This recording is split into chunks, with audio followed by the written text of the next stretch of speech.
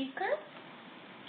This is Dr. John Favreau. He is a postdoctoral fellow in the Myocardial Regeneration Lab at Worcester Polytech Institute. He's also a research trainee in the Vascular Surgery Research Lab at Brigham and Women's Hospital.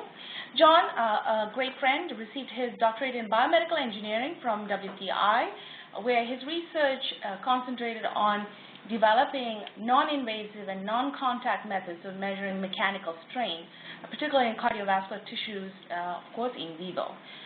John has a great record of publications, and happy to say that he was recently awarded the Sigma Side Dissertation of the Year Award at WPI.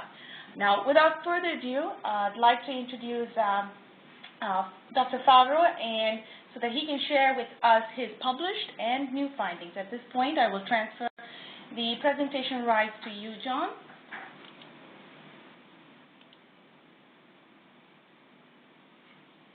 Right, John, let us know when you're ready. Thank you, Mina.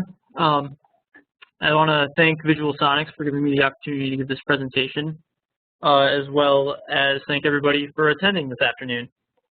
So, like Mina said, I'm a postdoctoral fellow at Worcester Polytechnic Institute, but the work I'm presenting here today was performed in close collaboration with Keith Ozaki's lab over at Brigham and Women's Hospital.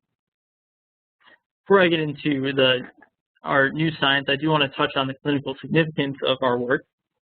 So, as many of you probably know, about a third of the deaths in the United States are caused by cardiovascular diseases. And coronary artery disease alone cost over $44 billion to treat in 2004. And the problem with treatments for these diseases is that many of the current interventions, such as stents or bypass grafts, often fail. Now, one of the major underlying causes of cardiovascular diseases is arteriosclerosis, and it's considered to be one of the biological processes that leads to many of these vascular diseases. And using the heart as an example, what happens during arteriosclerosis is over time, one of the vessels feeding an organ gradually becomes occluded by ingrowth of cells into the intimal layer of the blood vessel. And what can happen over time is those cells can completely occlude the blood vessel, preventing blood flow to the distal part of the organ and resulting in the case of the heart, a myocardial infarction. This can also happen in the peripheral vasculature as well, though. Now, a number of studies have shown that intimal hyperplasia, which is defined as the excessive growth of smooth muscle cells into the intimal layer of the blood vessel, is associated with arteriosclerosis and may underlie it. And also, a number of studies have shown that changes in arterial mechanical environment have been correlated with IH, suggesting that perhaps the mechanics that the arterial wall sees play a major role in the formation of intimal hyperplasia. So this leads us to think there's a real need to have a clear understanding of how changes in arterial mechanics lead to the biological process of IH, and therefore lead to arteriosclerosis and these cardiovascular diseases. Now, one of the most studied forces applied to the vascular wall is wall shear stress. And this is defined as the stress applied by the blood flowing over the endothelial surface of the blood vessel, causing basically a shear stress on the vessel wall. Now, a number of studies have shown that low shear stress correlates with IH, meaning regions that experience low shear stress have a higher likelihood of forming intimal hyperplasia than regions with higher shear stress. Another study has shown that increasing the blood flow in regions where IH is formed can actually cause regression of the intimal hyperplasia. At the same time, though, extremely high shear stress can also result in IH. And mean shear stress is not conserved throughout the entire vasculature, suggesting that there's not really a biological set point for shear stress that's maintained homeostatically. So this suggests to us, at least, that although shear stress definitely plays a clear role in the regulation of intimal hyperplasia, it is not the only force that regulates it. The other major force that's applied to the vasculature is wall tensile stress. And this is most simply defined as the force per unit area applied to the vessel wall.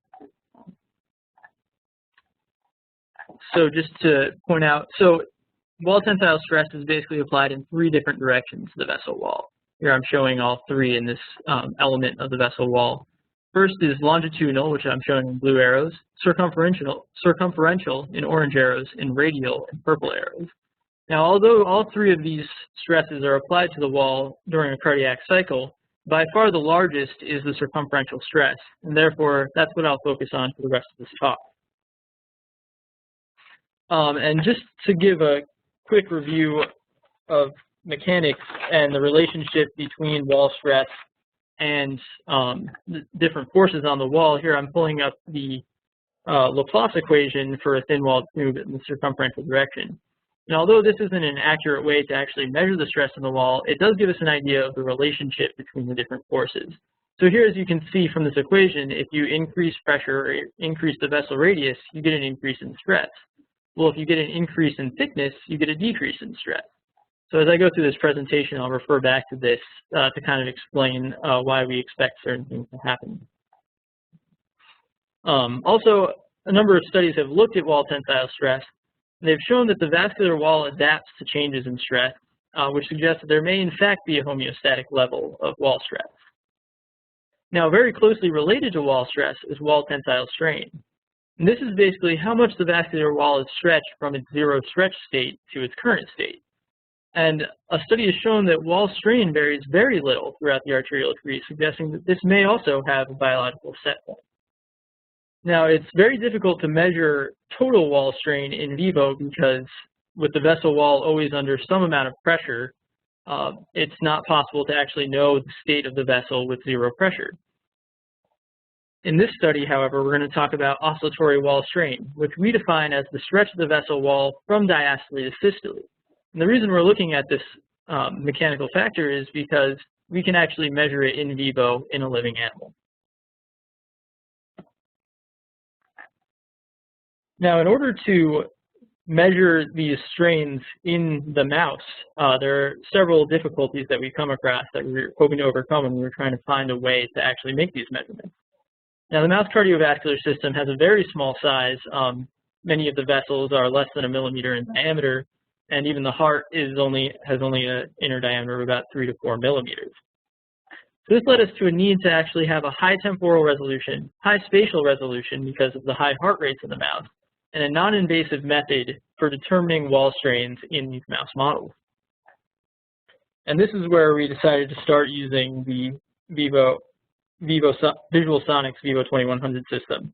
So this is a previous study by another lab where they showed that basically looking at the mouse heart, they can measure strain in 3 different directions using different views of the heart. And using ultrasound speckle tracking, they can get these strains and look at cross-sections that are 3 to 4 millimeters in diameter. We actually recently published a study in 2012 where we actually looked at the aorta in the mouse. And the aortic diameter in a mouse is approximately 1 millimeter in diameter. We were able to show, to measure changes in strain in the aorta in a model of abdominal aortic aneurysm. In this study today, however, that I'm presenting, we're actually going to look at the carotid artery, which is even a little bit smaller than the aorta, looking at lumen diameters of 500 to 700 microns. Now, in order to test the relationship between vascular strains and intimal hyperplasia, we first need to have a model to actually measure strains, in a model that consistently produces intimal hyperplasia. So this model, that we call the focal stenosis model, was developed in collaboration with the Ozaki lab. And basically what we do is looking at the mouse carotid artery, we can see the common carotid artery and the external and internal carotid branches. What the Ozaki lab did is they basically took a 35 gauge blunt needle and they tied a suture around the needle and the vessel in a location about 1 millimeter from the bifurcation of the carotid. And then what they did is they pulled out this needle, leaving behind just the suture. And what they showed is this results in a 78% reduction in lumen diameter on average, and also reduction in flow of about 85%. But most importantly, they showed that it consistently produces intimal hyperplasia in this region proximal to the stenosis. Now, to look at this histologically, here I'm going to present a Masson's trichrome of first pre-op, so this would be a baseline vessel. And as you can see, shown in red here is the smooth muscle cells of the medial layer of the vessel, and in green is the adventitial layer. You can see there's really not much ingrowth. There's a consistent vessel wall thickness around the vessel. Looking at day 28 in our model, however, you see a significant change in the morphology of the blood vessel. Here we've actually highlighted the internal elastic lamina in yellow to give you an idea of where the initial inner wall of the vessel is and where it is after the formation of intimal hyperplasia. As you can clearly see, inside of this yellow line, there's a significant amount of cellular growth and material inside of the internal elastic lamina that we don't see in the baseline vessel.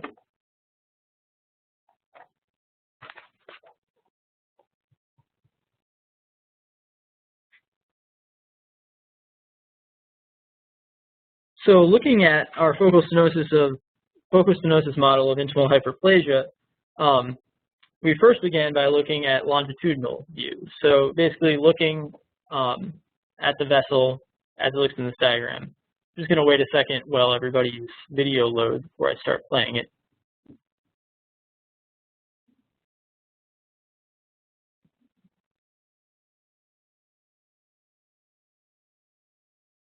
Okay. Looks like a few people are falling behind here, but basically here, what I'm going to show you is a color Doppler image of the longitudinal section of the blood vessel. And as you can see, it should basically line up with this picture. Here in the center, you can see our suture, basically, where you lose view of the common carotid artery. And then beyond, you can see that we can actually see the blood flowing past that suture, meaning showing clearly that we do not actually fully occlude the vessel.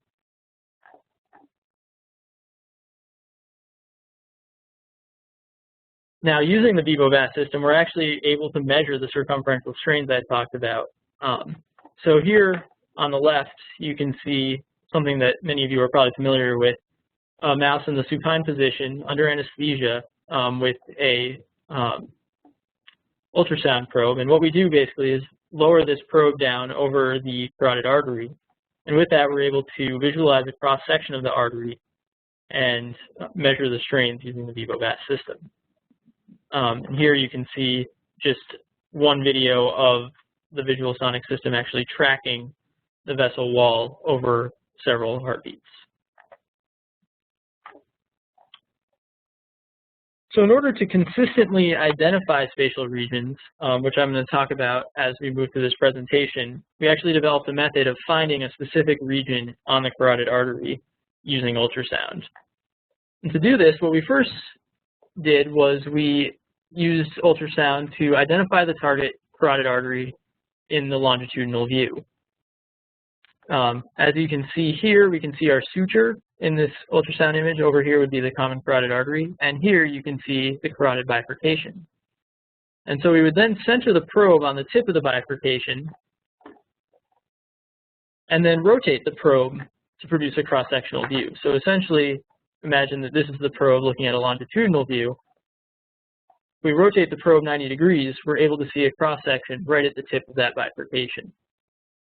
Now, since the mouse is on a micrometer stage, from there we're able to easily just move the mouse with respect to the ultrasound probe, and thus we can produce a cross-sectional view of the blood vessel at a specific location at a known distance from the bifurcation. And so when I talk about measuring different distances from the bifurcation through the rest of this talk, this is how we're accomplishing that. Now, to actually measure wall strain, we used a combination of Vevovasc's internal tracking algorithms and then exported it to a custom MATLAB code where we actually computed strain.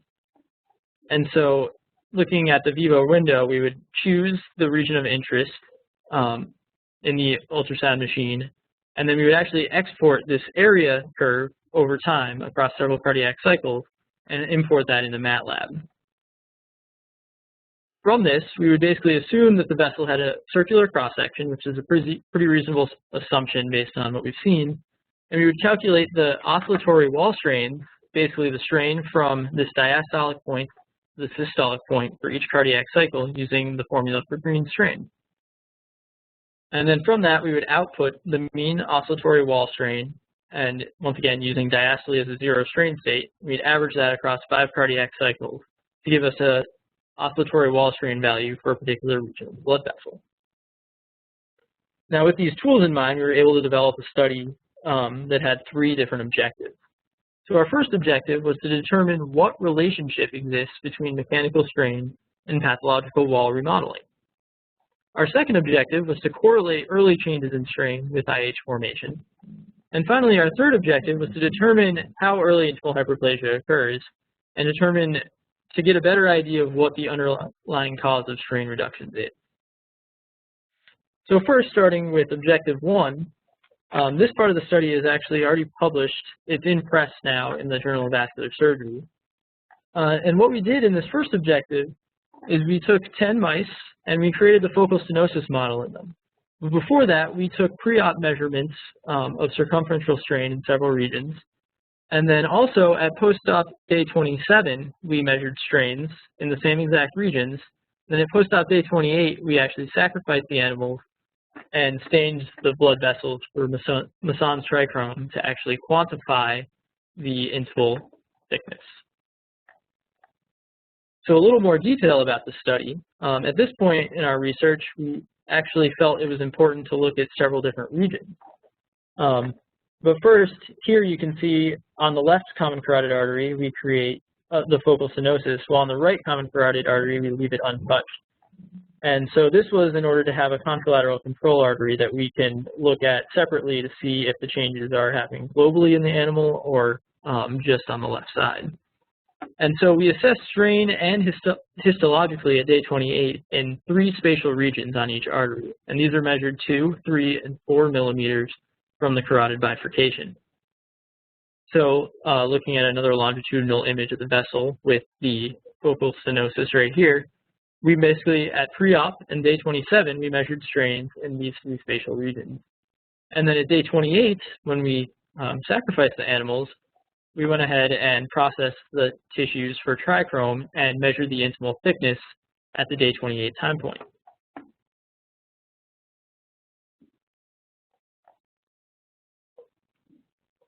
So what we found in the study was that, first of all, we get a significant formation of intimal hyperplasia on the left side in pretty much all of the animals. And so here, shown in red, is the intimal thickness on the left common carotid artery, where we created the focal stenosis, and in blue, the intimal thickness on the right common carotid artery. And as is clearly seen, there is a statistical increase in the intimal thickness on the left side as compared to the right in all 3 spatial regions that we looked at. Additionally, though, looking at the wall strain values at pre-op in the darker colors and at day 28 in the lighter colors, we can see that there's a massive drop in strain from the pre-op value to the day 28 value in all 3 spatial regions on the left side, while there's virtually no change in strain on the right side. So what we took away from this data here, both the intimal thickness data and the circumferential strain data, is that there really is no statistical difference amongst the 3 spatial regions in the measure of intimal thickness or in the measure of wall strain. And so to analyze the data to try and determine the relationship between intimal thickness and wall strain, we plotted the strains in all of the regions we examined as a histogram. And so here you can see with strain on the x-axis, the majority of regions have very low strains of less than 0.1 at the day 27 time point. Well, 4 of them have higher strains at the day 27 time point. So we defined a strain cutoff at 0.1, and we evaluated the intimal thickness outcome of those regions with low strain versus those with high strain at the day 27 time point. What we found is that there appears to be a trend toward increased both wall thickness and intimal thickness in the regions that have lower strain at day 27 versus those with high strain at day 27. And although there is no statistical difference here, we expect that that may be because the vast majority of regions are in the low strain. So this led us to start thinking about what may be the underlying causes of these strain reductions we've seen. So since over 80% of the regions showed dramatic reduced strains at day 27, we wonder if we can determine what's causing these strains. So wall strain reduction from a mechanical standpoint could be a result of any combination of a few different factors.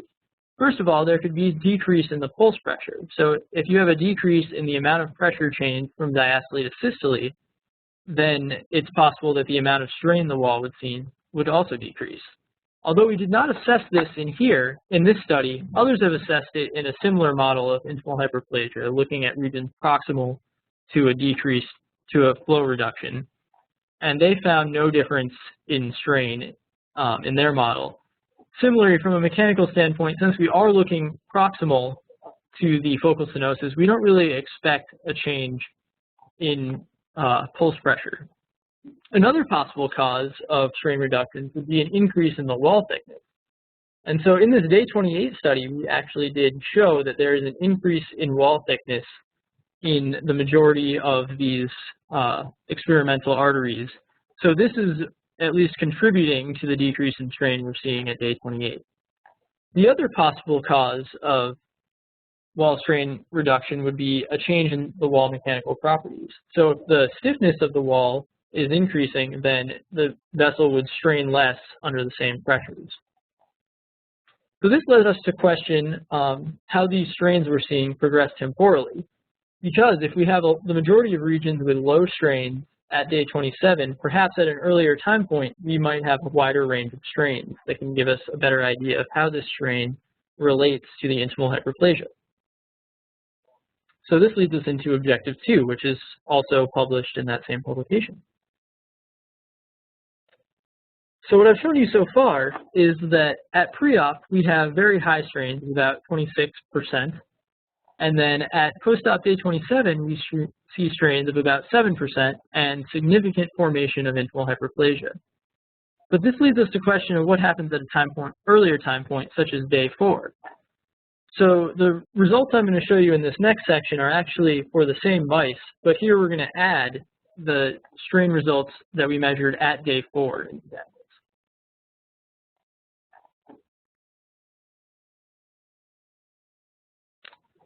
So first of all, I've already shown you this pre-op data and this day 27 data. So what I'm basically adding in is this middle bar in each group. And as you can see, surprisingly, to us at least, the strains are reduced on the left side by day 4, and they remain reduced at day 28. And this is surprising to us, especially my surgical colleagues, because they really don't expect there to be significant IH formation by the day 4 time point. Also, just to note that on the contralateral control side, we see no difference at the day 4 time point from either pre-op or day 27. Now, to give you a better look at the histology, looking at the right common carotid artery or the contralateral control, you see these arteries at day 28 look like the baseline artery I showed you at the beginning of the presentation, with fairly consistent wall thickness and no apparent growth into the intimal layer. On the left side, however, where we have the focal stenosis, once again, we've highlighted in yellow the internal elastic lamina. You can see that there is significant formation of intimal hyperplasia in pretty much all of the regions of the vessels that we examined. Now, looking at this from a more quantitative assessment, you can see that we do have statistically significant increases in intimal thickness and wall thickness in at least one region in all of these arteries at the day 28 time point compared to control. So just a quick summary of what I just showed you. There are no differences in strain or intimal thickness as a function of distance proximal to the focal stenosis. And we found that the strains are reduced by the day 4 time points. Now, bringing back this histogram that I showed you early, remember that this is strains measured at day 27, and basically just a histogram of the regions at each strain level. Looking at the day 4 data, you can see that there's a much wider spread in the data. And using the same cutoff, which actually happens to be the median of this data as well, we're able to have about 13 regions in each group to compare low strain versus high strain. So here what we're doing is basically taking the strains that we measured at day 4 in these animals and stratifying them based on those with lower strains and those with high strains. And so this is a plot of the intimal thickness at day 28. So this was measured 3 weeks after the strain measurements were made in these same animals. So 3 weeks later, we see that those with low strains at day 4 went on to form significantly more intimal thickness and wall thickness, our measure of intimal hyperplasia, by the day 28 time point, which suggests that there may be a relationship with low early strains and the eventual histological outcome in these animals.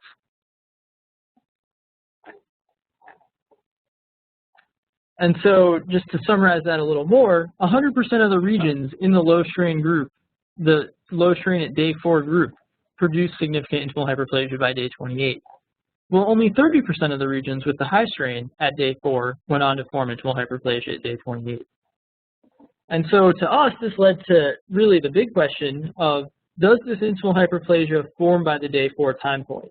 So is there actually an increase in wall thickness that is causing these reductions in mechanical strain at day 4, or could it be caused by some other factor?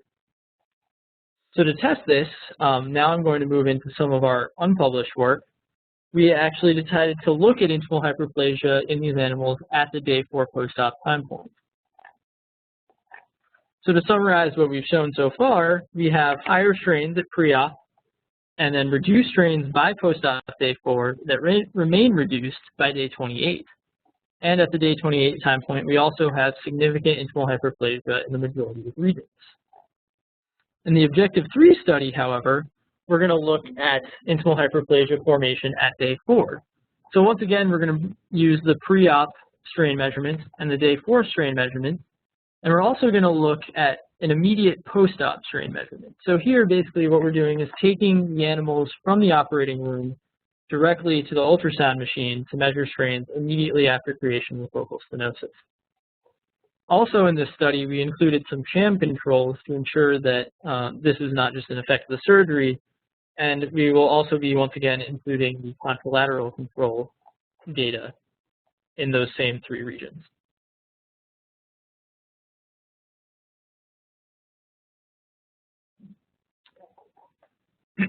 So here I'm showing in green the sham control arteries, in blue the contralateral control arteries, and in red the experimental arteries. So first, looking at the 2 control arteries, we see that there is no statistical change from pre-op to immediately post-op to post-op day 4 in either of the control arteries. However, in the experimental group, we see that there is a significant reduction in strain at the post-op day 4 time point compared to both of the controls, as well as the experimental group at day 0 and at pre-op. And so the first thing we note from this is that these results match those from the animals in the early objectives, in that at day 4, we have a significant reduction in strain. Additionally, though, we found it interesting that the strain reductions occur before this post-op day 4 time point, but somewhere after immediately post-op. So this suggests that our focal stenosis isn't immediately creating a reduction in strain, but rather the animal is reacting biologically to the focal stenosis that over time results in the strain reduction. Now, just to view this data in a different way, here what I'm doing is showing a plot of each of the animals we looked at in this study in the sham control, contralateral control, and experimental groups, and where they lie as far as average strain measurements. And as you can see, at the pre-op time points and the post-op day 0 time point, pretty much all 3 groups are in about the same range with approximately the same spread of the data. However, at the day 4 time point, what we see is very interesting. We see that in the 2 control groups remain about the same as they were at the other 2 time points. In the experimental group, however, we get some animals that have strains in the same range as the control groups. Well, about half of the animals are reduced below the strain level of the control groups. This suggests to us that maybe some of the animals we're looking at are reacting more to the focal stenosis, getting greater reductions in strain compared to the other animals. Additionally, I just wanted to quickly touch on the fact that in this study, once again, we found no difference amongst the three spatial regions, so the 2 millimeter, 3 millimeter, and 4 millimeter proximal regions from the focal stenosis. There were no differences amongst the three regions at any of the time points. Now, looking at intimal hyperplasia outcome at day 4, first I'll present this histologically, and then I'll actually show a numerical measure of the intimal hyperplasia. Here, with the sham control, this time highlighted in green, we have the internal elastic lamina and the external elastic lamina. As you can see, it looks like the baseline vessel I presented at the beginning of the presentation with no significant growth within the internal elastic lamina. Similarly, in the contralateral control, we see the same trend toward basically no increase in intimal thickness, no change in intimal thickness from what a baseline artery would look like. And finally, even in the experimental animals, we actually observed no increased intimal thickness in any of the vessels that we looked at day 4, despite the fact that we do have these significant reductions in mechanical strain at this time point. Now, to quantify this, here first I'm going to show intimal thickness. As a reference, I put in the day 28 data from the previous objective. So this is the intimal thickness of the experimental arteries at day 28. And then here is a measure of the intimal thickness in the sham, contralateral, and day 4 experimental controls. As you can see, and also statistically, there is no difference amongst the three regions. And we see the same trends in wall thickness as well, where you see that there is a decrease in there is less wall thickness in the day 4 arteries as compared to the day 28 arteries. So because we saw these changes in strain, but no changes in gross histology, we decided to start looking at some factors that may actually cause the initiation of intimal hyperplasia at this day 4 time point. So here what I'm showing is a carotid artery in the experimental group, and in green we're showing myosin heavy chain, and in blue nuclei by Hosh dye. And then adding in CD31, a marker of endothelial cells, you can see that there appears to be a fairly consistent expression of CD31 around the luminal surface of the artery, which suggests that the endothelial layer may be intact. To take a closer look, though, what we noticed was that in some cases, there are spaces in the expression of CD31 at the arterial lumen, and this suggests to us that perhaps there are some breaks in the lumen. And so to look at this further, we also stained for CD45, a marker of leukocytes. Now, leukocytes have been shown previously to be one of the initiators of the process of intimal hyperplasia. So this suggests to us that perhaps the leukocytes are homing to the endothelial wall at this day 4 time point. And to give you a clearer view, I will pull out the myosin heavy chain stain. And here you can clearly see that the leukocytes in yellow are interrupting the endothelial layer as shown by the red stain.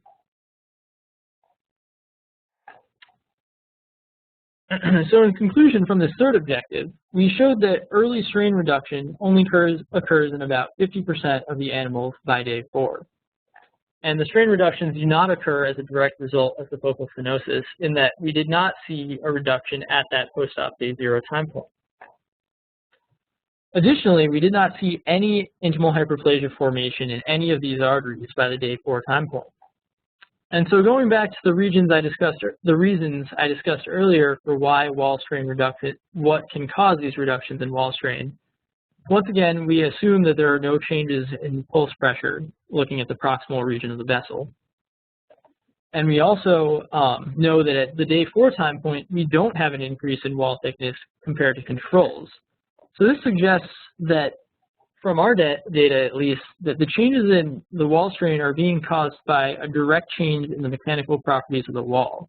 So either the composition or the layout of the wall structure is changing to cause these reductions in strain.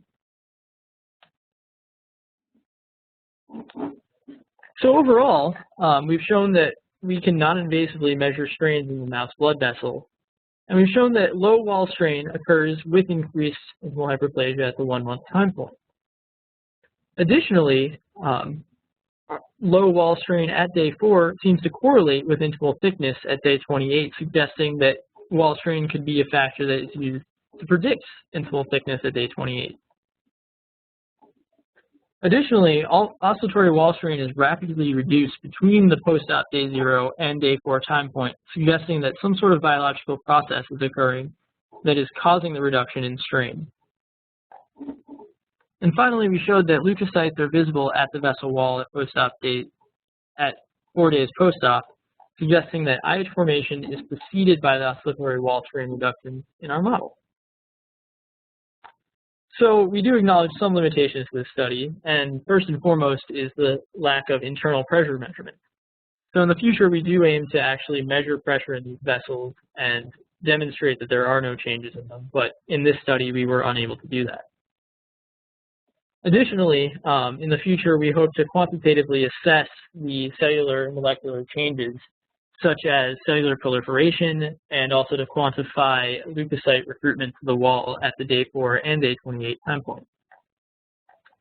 And finally, to discuss some work we're thinking about for the future, we hope to assess the structural changes in the mouse model. In particular, we're interested in looking at elastin and collagen content in the wall, because these are the major structural proteins that we think may play a role in the reductions of strain that we're measuring.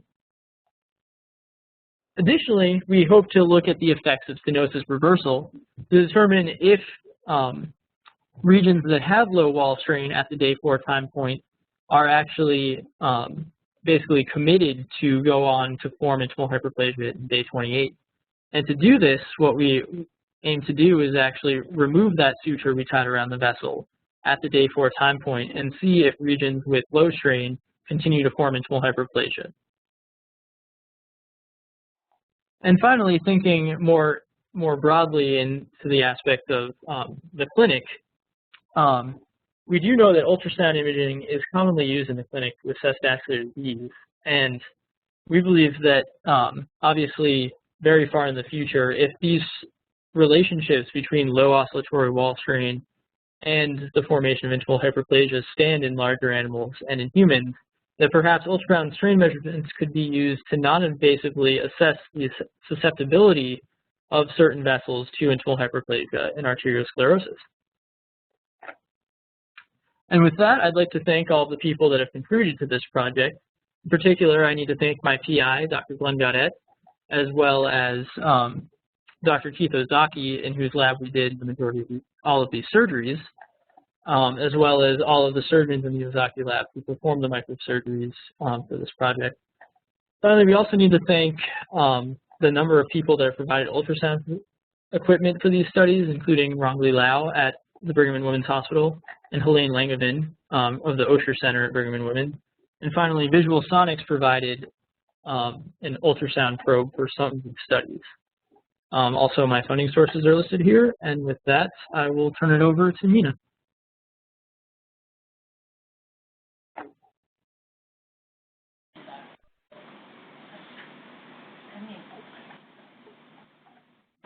Hi, John. That's very good. Thank you very much. That was a very comprehensive and integrated presentation. I'm just going to take the presentation right from you as we proceed to questions. So please send your questions through. I have a couple of questions here. You can send the questions in the chat window. Just type it along, and I will take your questions in a couple of seconds. The very first question is with regards to the translational component. How do you propose this can be done on humans? And if you can speculate at this point, that'll be okay, John. Okay, yeah, certainly it would be speculation at this point. But since ultrasound images are commonly taken in patients that are prone to vascular disease or who have vascular disease, it would be very easy to record videos such as the ones we use for this analysis and determine the strains in the actual arteries. And if, obviously this is very speculative, in that if this relationship stands in humans as well, where regions that have lower wall strain are more prone to form IH, then it would give surgeons or clinicians another tool to actually determine how susceptible a vessel may or may not be to intimal hyperplasia. Right. Thanks, John. In your opinion, and from what you read, are there any clinical ways to assess vascular strain today?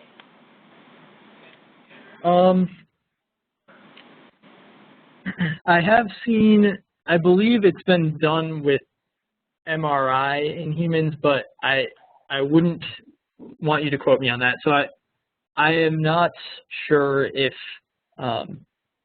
there are methods where it's used extensively in humans. I'm not aware of any where it's used for at least diagnosis at this point. All right, awesome. There is a question with regards to your slide number 27. I'm just going to pull that up for the question.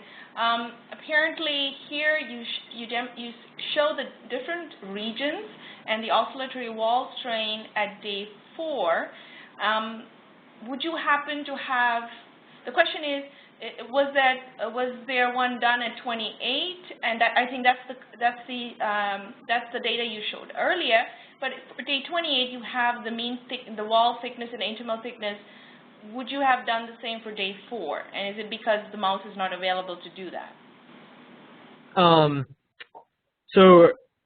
You may not know the answer. Are we looking to know what the intimal thickness is as measured at day 4? That's correct. So the histology is there for day 28, but in this graph we don't see one for day 4. And what would be the reason for it? So in a particular animal at least, we can't measure intimal thickness histologically at 2 different time points in the same animal. And although we did do a day 4 study with measuring histology at day 4, we did not see any significant intimal hyperplasia in the day 4 histology. So looking at the different levels of strain with respect to basically a 0 histological outcome wasn't something that we were going to present. Okay. All right. I think this is your... Yeah, on this slide here. Yes. So here you actually show at day 4 that there is no histological evidence of intimal hyperplasia, but the vascular strain obviously does show as a biomarker, correct?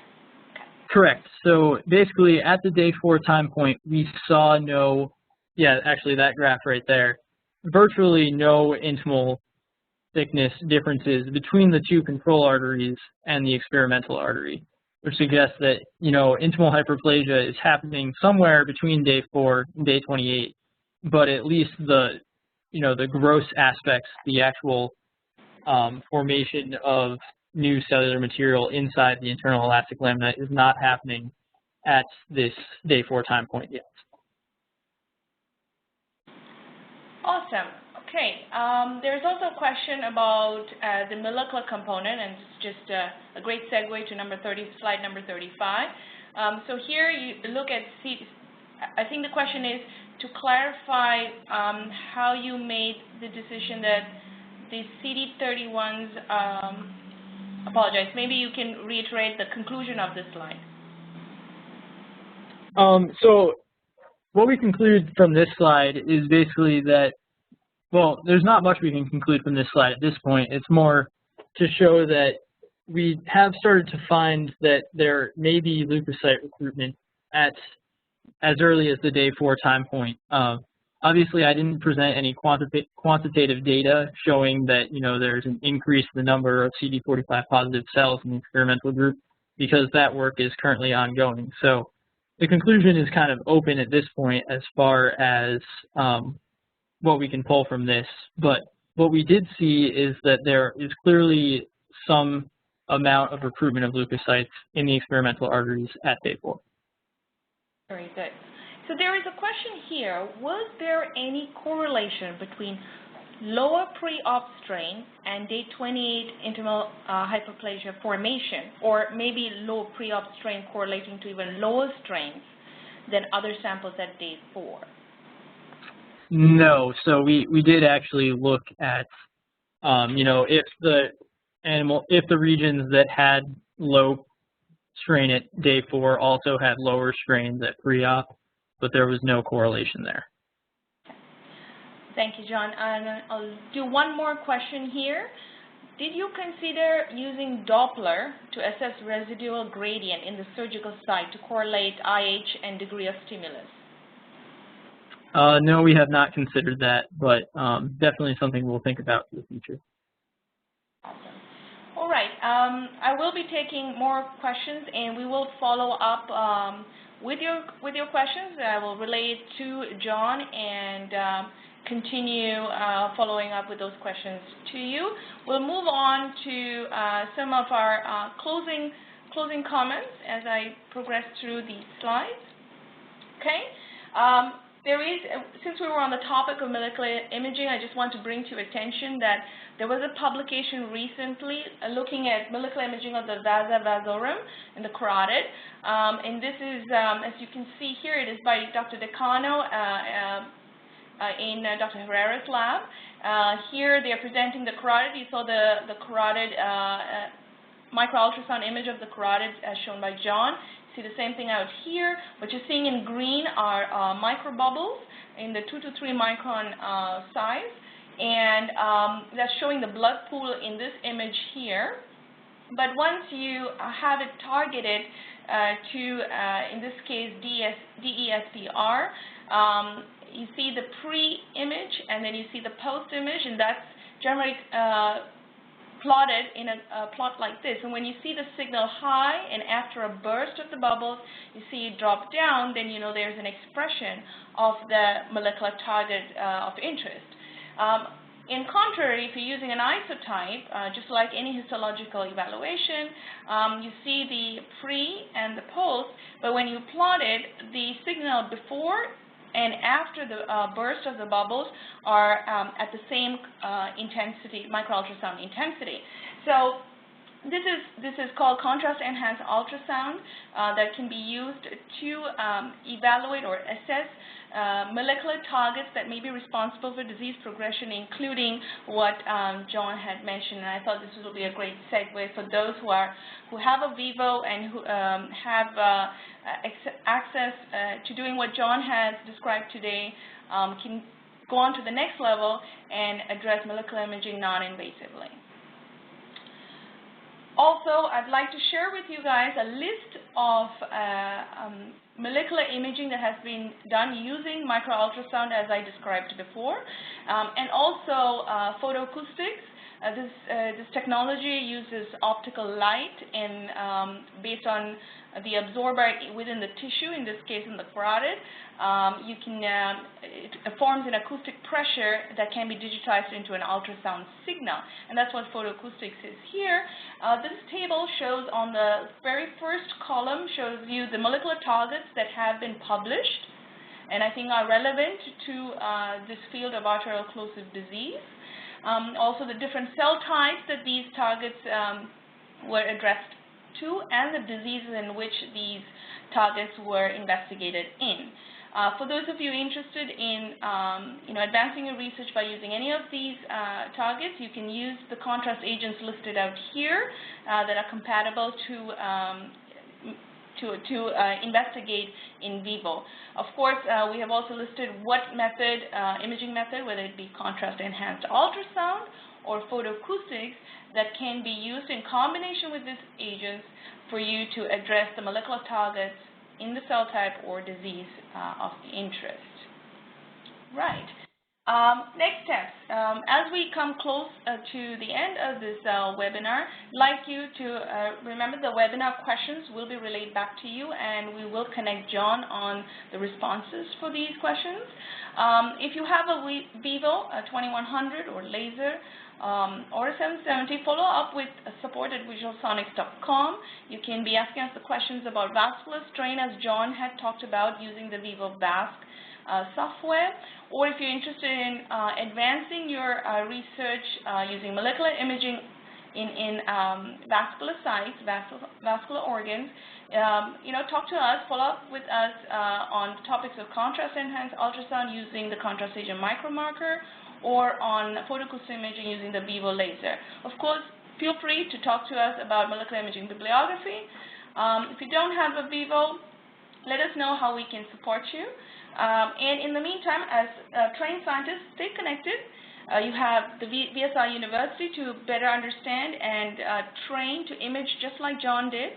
Also, webinars will be ongoing every month. For those of you who are interested in speaking on this platform, on the webinar platform, just like John, please enter the Vivo Ambassador Program. All you have to do is email me with your abstract and how you have used the Vivo technology to advance your research. All right, and that brings me to an announcement. Webinars will resume in September, so we're not having any webinars in July and August. September will preview vascular imaging in the brain, so join us then. We'll have a technology update in October, and in November we'll be looking at vascular complications in diabetes and in cancer. That brings me to the end. A great webinar. John, thank you so much for that very interesting webinar and seminar on the updates in vascular strain. We would like to invite you at this point to the Vivo Ambassador Program. Feel free to accept it right here on air or by email. Yes. Thank you, John. I'd be honored. John is pursuing his career aspirations, so feel free to contact us to get in touch with him. In the meantime, I'd like to thank all of you for your attention, and we hope to see you soon in September. This is Meena Lakshman signing off. Bye for now.